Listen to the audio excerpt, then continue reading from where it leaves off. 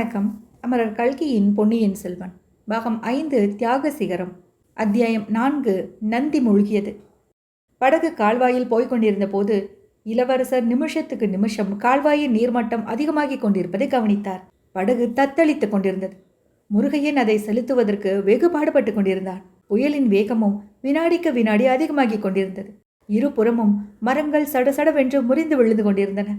நந்தி மண்டபத்தை நெருங்கி படகு வந்தது. இளவரசர் அந்த மண்டபத்தை பார்த்தார். நந்தியின் தலைக்கு மேலே தண்ணீர் வந்திருந்தது. இதிலிருந்து நீர்மட்டம் எவ்வளவு உயர்ந்திருந்தது என்று நன்கு தெரிய வந்தது. முருகையா, படகை சிறிது நிறுத்து என்று இளவரசர் கூறினார். முருகையன் படகை நிறுத்தினான். ஆனால் அதன் ஆட்டத்தை நிறுத்த முடியவில்லை. இளவரசர் படகிலிருந்து தாவி குதித்து நந்தி மண்டபத்தில் இறங்கினார். பின்னர் அதன் அருகில் விழுந்திருந்த ஒரு மரத்தை பிடித்து கொண்டு மண்டபத்தின் மேல் சிகரத்தின் மேல் ஏறினார். அங்கிருந்து சுற்றுமுற்றும் பார்த்தார். கால்வாய்க்கு கீழ்ப்புறம் முழுவதும் ஒரே ஜலப்பிரளயமாக இருந்தது. தென்னந்தோப்பில் பாதி மரங்களுக்கு மேல் அதற்குள் விழுந்து விட்டிருந்தன. இடைவெளி வழியாக பார்த்தபோது கடல் பொங்கி அந்த தென்னந்தோப்பின் முனை வரையில் வந்துவிட்டதாக தெரிந்தது. வடக்கே சூடாமணி விகாரம் இருந்த திசையை அருள்மொழிவர்மர் நோக்கினார். விகாரத்தின் வெளி படிக்கட்டுகள் வரையில் கடல் பொங்கி பரவி இருந்தது தெரிந்தது. பொன்னியின் செல்வருடைய மனத்தில் அப்போது ஒரு எண்ணம் உதயமாயிற்று. அது அவருடைய உடல் முழுவதும் சிலிர்க்கும்படி செய்தது. முருகையா, படகை திருப்பிக் கொண்டு போ, விகாரத்தை நோக்கிவிடு என்றார் இளவரசர். அதிகமாக பேசி பழக்கமில்லாதவனும் இளவரசரிடம் அளவிறந்த பக்தி கொண்டவனுமான தியாக விடங்கரின் மகன் ஏன் என்று கூட கேளாமல் படகை திருப்பி சூடாமணி விகாரத்தை நோக்கி செலுத்தினான். வரும்போது ஆன நேரத்தை காட்டிலும் போகும்போது சிறிது குறைவாகவே நேரமாயிற்று. ஆனால் இளவரசருக்கோ ஒவ்வொரு வினாடியும் ஒரு யுகமாக இருந்து கொண்டிருந்தது. படகு விகாரத்தை அடைந்த போது பொங்கி வந்த கடல் ஏறக்குறைய விகாரம் முழுவதையும் சூழ்ந்து கொண்டிருந்தது. நீர்மட்டம் மேலே ஏறிக்கொண்டும் இருந்தது. ஈழ நாட்டிலுள்ள விகாரங்களைப் போல் நாகைப்பட்டினம் சூடாமணி விகாரம் அக்காலத்தில் அவ்வளவு கம்பீரமாகவோ உயரமாகவோ அமைந்திருக்கவில்லை. இன்னும் கொஞ்சம் தண்ணீர் மேலே ஏறினால் விகாரத்தின் மண்டப சிகரம் கூட மூழ்கிவிடும் என்ற நிலைமை ஏற்பட்டிருந்தது. இளவரசர் படகிலிருந்து தாவி தண்ணீரில் முழுகாமல் இருந்த ஒரு மண்டபத்தின் மேல் தளத்தில் குதித்தார். அங்கும் இங்கும் பரபரப்புடன் ஓடினார். விகாரத்தின் அடித்தளத்துக்கு அவர் போகாமல் மேல் மாடங்களில் ஒவ்வொரு பகுதியாக தேடிக்கொண்டு வந்தார்.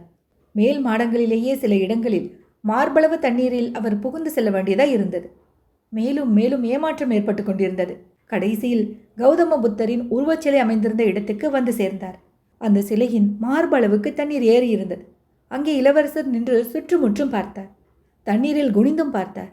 அவருடைய வாயிலிருந்து எழுந்த மகிழ்ச்சியும் வியப்பும் கலந்த ஒளி அவர் தேடி வந்ததை அடைந்து விட்டார் என்பதற்கு அறிகுறியாக இருந்தது. ஆம், புத்தர் சிலையின் அடியில் தண்ணீருக்குள்ளே பகவானுடைய பத்ம சரணங்கள் இரண்டையும் இறுக கட்டிக்கொண்டு ஆச்சாரிய பிக்ஷு உட்கார்ந்து கொண்டிருந்தார். பொன்னியின் செல்வர் தண்ணீரில் மூழ்கி பிக்ஷுவின் கரங்கள் இரண்டையும் சிலையிலிருந்து பலவந்தமாக விடுவித்துவிட்டு அவரை தூக்கி எடுத்தார். தண்ணீருக்குள்ளே பிக்ஷுவை தூக்குவது லேசாக இருந்தது. தண்ணீருக்கு வெளியே வந்த பிறகு அவ்வளவு லகுவாக இல்லை. ஆஜானுபாகவும் நல்ல பலிஷ்டருமான அந்த பிக்ஷுவின் உடல் கணம் இளவரசரை திணறச் செய்தது. முருகையா, முருகையா என்று குரல் கொடுத்தார். இதோ வந்தேன் என்று சொல்லிக்கொண்டே முருகையன் படகை கொண்டு வந்தான். பொன்னியின் செல்வர் ஆச்சாரிய பிக்ஷுவை தூக்கி கொண்டு படகை நோக்கி விரைந்து சென்றார். அவருடைய கால்கள் தடுமாறின. அத்தியாயம் 5 தாயை பிரிந்த கன்று. இளவரசர் புத்த பிக்ஷுவையும் தூக்கி கொண்டு முருகையன் கொண்டு வந்து நிறுத்திய படகில் குதித்தார். அவர் குதித்த வேகத்தில் அந்த சிறிய படகு பேயாட்டம் ஆடியது. ஒரு கணம் கவிழ்ந்துவிடும் போலவும் இருந்தது. முருகையன் மிக பிரயத்தனப்பட்டு படகு கவிழாமல் காப்பாற்றினான். முருகையா, இனிமேல் படகை விடு, ஆனைமங்கலம் அரண்மனைக்கு விடு என்று பொன்னியின் செல்வர் உரத்த குரலில் கூவினார்.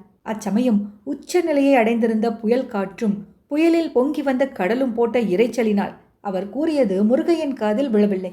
ஆயினும் இளவரசரின் முகத்தோற்றத்திலிருந்து அவருடைய விருப்பத்தை அறிந்து கொண்ட முருகையன் படகை செலுத்த தொடங்கினான். சூடாமணி விகாரத்தின் மூழ்கிக் கொண்டிருந்த மண்டப சிகரங்களின் மீதும் புத்தர் சிலைகளின் மீதும் மோதாமல் படகை செலுத்துவது மிகவும் கடினமாயிருந்தது.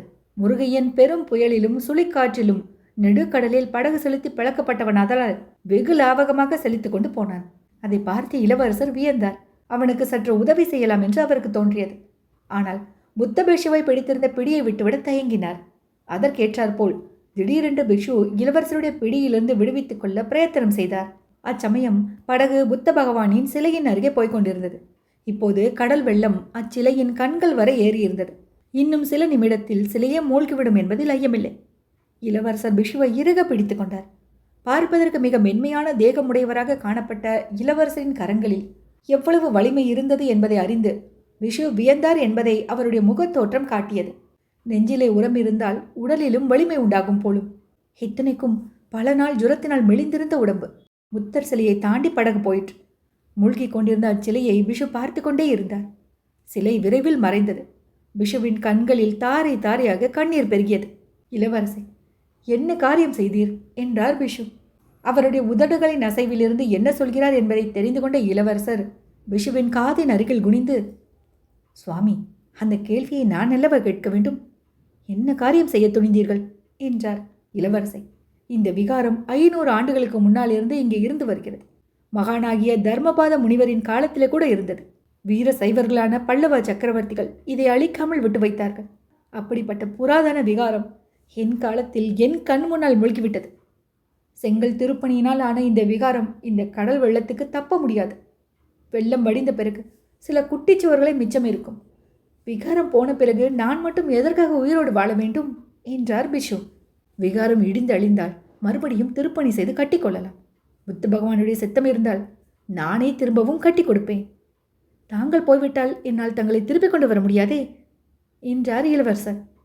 கடலும் புயலும் சேர்ந்து போட்ட இரைச்சலினால் அவர்கள் மேலும் தொடர்ந்து விவாதம் செய்ய முடியவில்லை. மற்றும் சுற்றுப்புறங்களில் நாலாபுறத்திலும் அவர்கள் கண்ட கோர காட்சிகள் அவர்களை பேச முடியாதபடி செய்துவிட்டன. முறிந்த பாய்மரங்களுடனே பெரிய பெரிய நாவாய்களும் சின்னஞ்சிறு மீன் பிடிக்கும் படகுகளும் கடற்பக்கத்திலிருந்து கரையை நோக்கி வந்து கொண்டிருந்தன. அவற்றில் பல கரை தட்டியும் கட்டிடங்களின் மேல் மோதியும் பெய்யாட்டமாடிய மரங்களின் மீது இடித்து கொண்டும் சுக்கு நூறாக நொறுங்கி விழுந்தன. பெருங்காற்றில் வீடுகளின் கூரைகள் அப்படியே பீத்து கொண்டு பறந்து சென்று வெள்ளத்தில் விழுந்தன. வேறு சில கூரைகள் மிதந்து கொண்டிருந்தன. அவற்றில் சிலவற்றில் மனிதர்கள் மிகுந்த சிரமத்துடன் தொத்திக் கொண்டிருந்தார்கள். ஓவென்று அவர்கள் ஓலமிட்டு கொண்டிருந்தார்கள். பெரிய பெரிய மரங்கள் காற்றில் முறிந்து விழுந்தன. முறிந்த மரங்களில் சில மிதந்து மிதந்து சென்றன. மிதந்த மரங்களை பிடித்து கொண்டு சில மனிதர்கள் உயிர் தப்ப முயன்றார்கள். ஆடு மாடுகள் வெள்ளத்தில் அலறி கொண்டு மிதந்து சென்றன. இத்தகைய கோரமான காட்சிகளை பார்த்து பார்த்து இளவரசரும் பிஷுவும் மனம் கசிந்தார்கள். அந்த நிலைமையில் தங்களால் ஒன்றும் உதவி செய்ய முடியவில்லையே என்ற எண்ணம் அவர்களுடைய வேதனையை அதிகப்படுத்தியது. முருகையன் அப்பால் இப்பால் பார்க்காமல் படகை சர்வ ஜாக்கிரதையாக செலுத்தி கொண்டு சென்றான். சூடாமணி விகாரம் நாகைப்பட்டினத்தில் கடற்கரையோரமாக இருந்தது. அங்கிருந்து கால்வாய் சிறிது தூரம் வரையில் தெற்கு திசையை நோக்கி சென்றது. பிறகு தென்மேற்காக அரைக்காத மறையில் சென்று அங்கிருந்து மீண்டும் திரும்பி தென் திசையில் நேராக சென்றது. இந்த 2வது திருப்பத்தின் முனையிலேதான் ஆனைமங்கலம் அரண்மனை இருந்தது. வழி நடுவில் இருந்த நந்தி மண்டபத்தின் அருகில் படகு வந்தபோது நந்தி முழுவதும் மூழ்கியிருந்தது மட்டுமல்லாமல் மேல் மண்டபத்தின் விளிம்பை தொட்டுக்கொண்டு வெள்ளம் சென்றது. மண்டபத்துக்கு அப்பால் நாலாபுறமும் பரவியிருந்த தென்னந்தோப்புகளில் முக்கால்வாசி மரங்கள் காற்றினால் முறிந்து விழுந்து கிடந்தன. மிஞ்சியிருந்த மரங்களின் உச்சியில் மட்டைகள் ஆடியது தலைவெறி கோலமாக பேய்கள் ஆடுவது போல் இருந்தது. அவற்றில் சில மட்டைகள் காற்றினால் பேய்க்கப்பட்டு வெகு தூரத்துக்கு அப்பால் சென்று விழுந்தன. நந்தி மண்டபத்தின் உச்சியில் தாயை பிரிந்த கன்றுக்குட்டி ஒன்று எப்படியோ வந்து தொத்தி கொண்டிருந்தது. அது நாலாபுறமும் பார்த்து பார்த்து மிரண்டு விழித்தது. உடம்பை அடிக்கடி சிலிர்த்து கொண்டது. அதன் கால்கள் நடுங்கிக் கொண்டிருந்தன. அந்த கன்று அம்மா என்று எழுப்பிய தீனக்குரல் படகில் சென்று கொண்டிருந்தவர்களின் காதில் லேசாக விழுந்தது. ஐயோ, பாவம், தாயை பிரிந்த இந்த கன்றின் கதை என்ன ஆகுமோ என்று இளவரசர் எண்ணிய அதே சமயத்தில் ஒரு பெரிய தென்னை மரம் திடீரென்று முறிந்து மண்டபத்தின் பின்புறத்தில் விழுந்தது. சிறிது முன்பக்கமாக விழுந்திருந்தால் கன்றுக்குட்டியின் மேலேயே அது விழுந்திருக்கும். மரம் விழுந்த வேகத்தினால் தண்ணீரில் ஒரு பெரிய அலை கிளம்பி மண்டபத்தின் மேலே தாவி வந்தது. முன்னமே நடுங்கிக் கொண்டிருந்த கன்றுக்குட்டி அந்த அலையை சமாளிக்க முடியாமல் தடுமாறி விழுந்தது. மண்டபத்தின் உச்சியிலிருந்து அலையினால் அது வெள்ளத்தில் உந்தி தள்ளப்பட்டு தத்தளித்தது. இளவரசர் இதுவரையில் புத்தபிஷுவை தம் கரங்களினால் பிடித்து கொண்டிருந்தார். கன்றுக்குட்டி மண்டபத்தின் உச்சியிலிருந்து உந்தி தள்ளப்பட்டதை பார்த்ததும் ஆஹா என்று சத்தமிட்டு பிஷுவை பிடித்து கொண்டிருந்த பிடியை விட்டார். பிஷு அக்கணமே வெள்ளத்தில் குதித்தார். படகோட்டி முருகையன் துடுப்பை படகிலே போட்டுவிட்டு இளவரசரை கெட்டியாக பிடித்து கொண்டான். அவனை இளவரசர் கடும் கோபத்துடன் பார்த்துவிட்டு விடு என்று கையை உதறினார். அதற்குள் பிஷு 2 எட்டில் நீந்தி சென்று கன்றுக்குட்டியின் முன்னங்கால்கள் 2ஐயும் கெட்டியாக பிடித்து கொண்டார். கன்றுக்குட்டியும் உயிர் மீதுள்ள இயற்கையான ஆசையினால் தலையை மட்டும் தண்ணீருக்கு மேலே வைத்து கொண்டிருக்க பிரயத்தனப்பட்டது. பிஷு கன்றுக்குட்டியை பிடித்து இழுத்து கொண்டு படகை நோக்கி வந்தார். இளவரசர் அவருக்கு கை கொடுத்து உதவினார். இருவருமாக சேர்ந்து முதலில் கன்றுக்குட்டியை படகில் ஏற்றினார்கள். பின்னர் இளவரசரின் உதவியினால் ஆச்சாரிய பிக்ஷு படகில் ஏறிக்கொண்டார். இத்தனை நேரம் எப்படியோ சமாளித்துக் கொண்டிருந்த கன்றுக்குட்டி ஒரு ஆட்டம் ஆடியதும் கால் தடுமாறி தொப்பென்று விழுந்தது. நல்ல வேளையாக படகின் உட்புறத்திலே தான் விழுந்தது. விஷு அதன் அருகில் உட்கார்ந்தார். கன்றின் தலையை தம் மடி மீது எடுத்து வைத்துக்கொண்டு அதை தடவி கொடுக்க தொடங்கினார். குருதேவரே, சற்று முன்னால் சூடாமணி விகாரத்தில் புத்த பகவானின் சரணங்களை பிடித்துக்கொண்டு பிராண தியாகம் செய்ய பார்த்தீர்களே, அப்படி தாங்கள் செய்திருந்தால் இந்த வாயில்லா ஜீவனை இப்போது காப்பாற்றியிருக்க முடியுமா என்று இளவரசர் கேட்டார். ஐயா, நான் செய்ய இருந்த குற்றத்தை செய்யாமல் தடுத்தீர்கள். அதற்காக நன்றியுடையேன். ஆம், இந்த கன்றின் உயிரை காப்பாற்றியது என் மனதுக்கு நிம்மதி அளிக்கிறது. சூடாமணி விகாரம் இடிந்து தகர்ந்து போய்விட்டால் கூட இனி அவ்வளவு கவலைப்பட மாட்டேன் என்றார் பிக்ஷு. ஆச்சாரியரே, ஒரு கன்றின் உயிரை காப்பாற்றியதனாலேயே எப்படி மன நிம்மதி பெறுகிறீர்கள்? இன்று இந்த புயலினால் எவ்வளவு ஜீவன்கள் கஷ்டப்படுகின்றன. எவ்வளவு ஆயிரக்கணக்கான மக்கள், ஆண்கள், பெண்கள், குழந்தைகள், வயோதிகர்கள் கஷ்டப்படுகிறார்கள். எத்தனை வாயிலா ஜீவன்கள், ஆடு மாடுகள், குதிரைகள், பறவைகள் உயிரை இழக்க நேரிடும். இந்த துன்பங்களுக்கெல்லாம் பரிகாரம் என்ன என்று கேட்டார் இளவரசர். ஐயா, நம்மால் இயன்றதைத்தான் நாம் செய்யலாம். அதற்கு மேல் நாம் செய்யக்கூடியது ஒன்றுமில்லை. இயற்கை உற்பாதங்களை தடுக்கும் சக்தி நமக்கு கிடையாது. புயற்காற்றை நாம் கட்டுப்படுத்த முடியுமா? பெருமழையை தடுக்க முடியுமா? அல்லது மழை பெய்யும்படி செய்யத்தான் முடியுமா? கடல் பொங்கி வரும்போது அதை நாம் தடுத்து நிறுத்திவிட முடியுமா?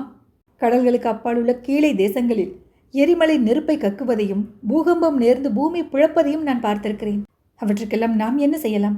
நம் கண் முன்னால் கஷ்டப்பட்டு தவிக்கும் ஜீவனுக்கு உதவி செய்யத்தான் நம்மால் முடியும். குருதேவரே, இயற்கை உற்பாதங்கள் ஏன் உண்டாகின்றன? புயற்காற்றும் பூகம்பமும் ஏன் நிகழ்கின்றன? கொள்ளை நோய்கள் ஏன் வருகின்றன? அவற்றினால் மக்களும் மற்ற பிராணிகளும் அடையும் துன்பங்களுக்கு பொறுப்பாளி யார்? நம்மால் இயற்கையின் உற்பாதங்களை தடுக்க முடியாது. ஆனால் கடவுளால் கூட முடியாதா? கடவுள் ஏன் இத்தகைய உற்பாதங்களை தடுக்காமல் ஜீவராசிகள் இவற்றினால் கஷ்டப்படுவதை பார்த்து கொண்டிருக்கிறார் என்று இளவரசர் கேட்டார். பொன்னியின் செல்வா, தாங்கள் இப்போது கேட்ட கேள்விக்கு ஆதி காலம் முதல் மகான்களும் முனிவர்களும் விடை சொல்ல முயன்றிருக்கிறார்கள். ஆனால் அவை எல்லோருக்கும் திருப்தி அளிப்பதாகவே இல்லை. ஆகையினாலேயே புத்த பகவான் கடவுளை பற்றி எதுவும் சொல்லவில்லை. கடவுளை பற்றி ஆராய்ச்சியிலேயே இறங்கவில்லை. பிறருக்கு உதவி செய்யுங்கள், பிறருடைய கஷ்டங்களை போக்க முயலுங்கள். அந்த முயற்சியிலே தான் உண்மையான ஆனந்தம் அடைவீர்கள். அதிலிருந்து சுக துக்கங்களை கடந்த நிர்வாண நிலையை அடைவீர்கள் என்று புத்த பகவான் போதித்தார் என்று பிக்ஷு கூறினார். படகு நந்தி மண்டபத்திலிருந்து மேற்கு திசையில் திரும்பி ஆனைமங்கலத்தை நோக்கி போய்க் கொண்டிருந்தது. பொன்னியின் செல்வரின் உள்ளம் சிந்தனையில் ஆழ்ந்திருந்தது. சற்று முன் பிஷு வெளியிட்ட புத்த சமய கொள்கையோடு தமது முன்னோர்களின் சமய கொள்கையை அவர் மனதிற்குள்ளேயே ஒப்பிட்டு பார்த்தார். பிறருக்கு உதவி செய்யும் கடமையை சைவ வைஷ்ணவ சமயங்களும் வற்புறுத்துகின்றன. பரோபகாரம் இதம் சரீரம் என்ற மகா வாக்கியமும் இருக்கிறது. ஆனால் அதே சமயத்தில் கடவுளிடம் நம்பிக்கை வைத்து பக்தி செய்யும் கடமையையும் நம் முன்னோர்கள் வற்புறுத்தி இருக்கிறார்கள். கடவுளை சம்ஹார மூர்த்தியான ருத்ரனாகவும் கருணாமூர்த்தியான மகாவிஷ்ணுவாகவும் உருவம் கொடுத்து போற்றி இருக்கிறார்கள். கடவுளுக்கு ஜெகன்மாதா உருவம் கொடுத்து ஒரே சமயத்தில் அன்பே வடிவமான உமாதேவியாகவும் கோர பயங்கர ரணபத்ரகாளியாகவும் இருக்க முடியுமா? ஏன் இருக்க முடியாது? பெற்ற குழந்தையை ஒரு சமயம் தாயார் அன்புடன் கட்டி தழுவி கொஞ்சுகிறாள், இன்னொரு சமயம் கோபித்து கொண்டு அடிக்கவும் செய்கிறாள். ஏன் அடிக்கிறாள் என்பது சில சமயம் குழந்தைகளுக்கு புரிவதில்லை. ஆனால் அடிக்கும் தாயாருக்கு தான் பெற்ற குழந்தையிடம் அன்பு இல்லை என்று சொல்ல முடியுமா? இருட்டுகிற சமயத்தில் படகு ஆனைமங்கலத்தில் இருந்த சோழ மாளிகையை அணுகியது.